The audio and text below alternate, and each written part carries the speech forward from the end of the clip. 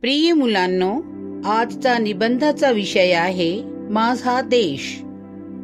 भारत माझा देश आहे.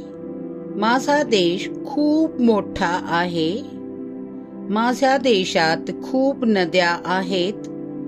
माझ्या देशात अनेक पर्वत आहेत.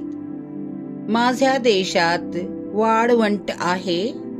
बर्फाचा प्रदेशही आहे. येथे अनेक धर्मांचे लोक राहतात. ते अनेक भाषा बोलतात. येथे अनेक थोर पुरुष झाले.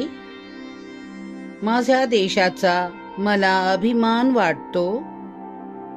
मला माझा देश खूप आवडतो. चॅनलला सबस्क्राईब करा.